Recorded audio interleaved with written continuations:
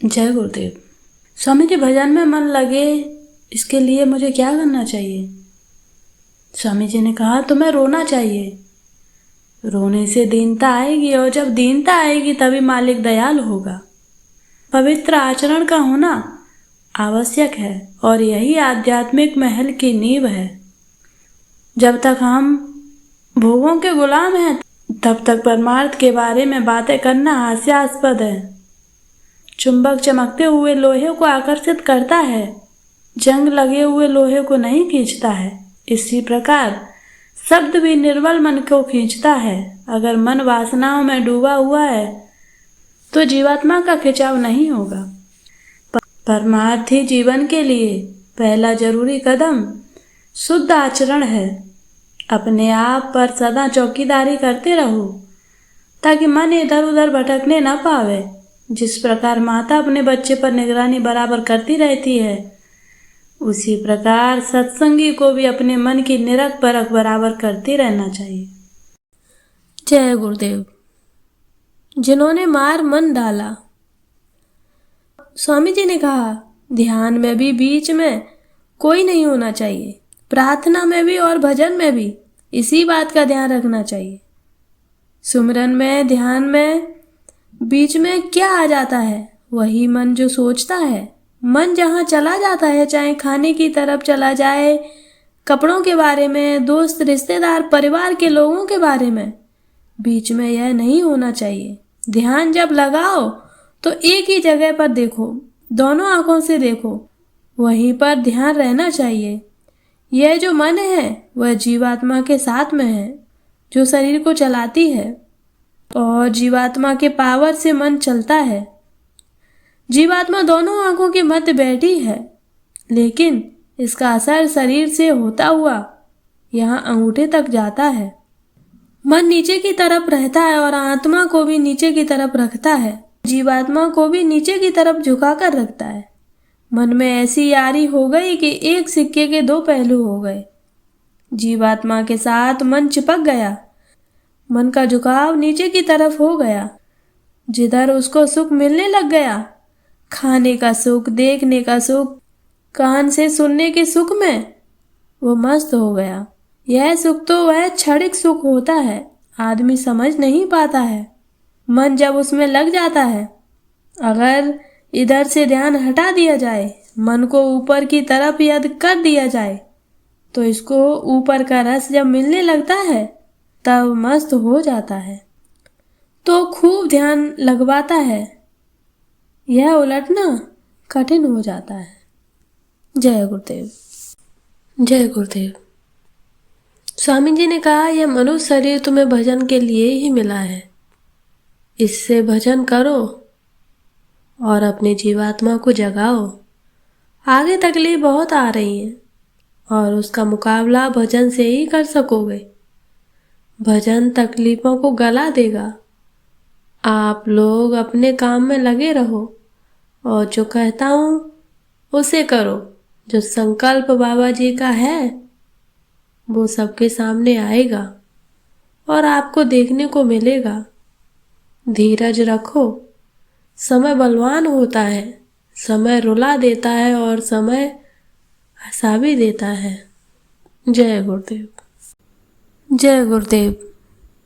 महाराज जी ने बताया कि बिना अलार्म के सुबह जल्दी कैसे उठें। यह नियम बना दिया गया कि सुबह शाम 1 घंटा कम से कम, नहीं तो 1.5-2 घंटा तो सब साधना पर बैठते ही हैं।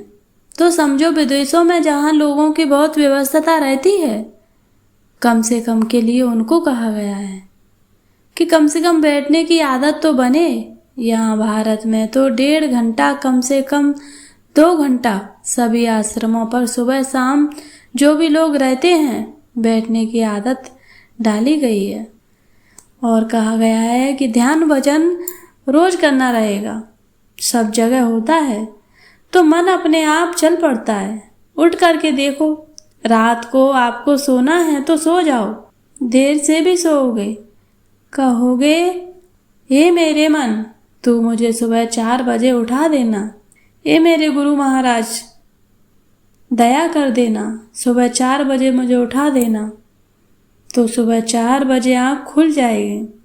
बहुत नींद में होंगे तो सो भले ही जाओ, लेकिन 4 बजे का कह दोगे तो 4 बजे आँख खुलेंगी।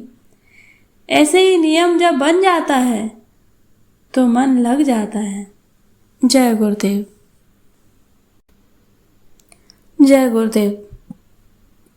महाराज जी ने बताया समर्थ गुरु बाधाओं को कैसे हटा देते हैं। महाराज जी ने कहा कि कौन सी दिशा में कब नहीं जाना चाहिए। शनि सोम पूरब ना चालू, मंगल बुध। जय गुरुदेव। सनातन रास्ता एक है।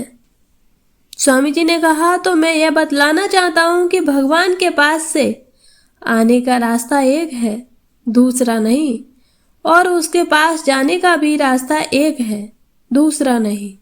जब आने का रास्ता एक है और जाने का भी एक रास्ता है तो 2 रास्ते नहीं।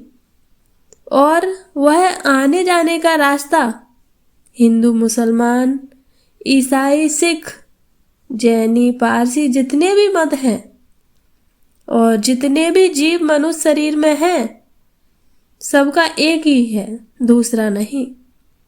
अब जब एक ही रास्ता सबका और वह आत्माएं, वह रूहें एक ही स्थान की हैं, जहाँ के हम सब हैं वहाँ की वह भी हैं, उस स्थान से सब रूहें खुदा के पास पहुँच सकती हैं।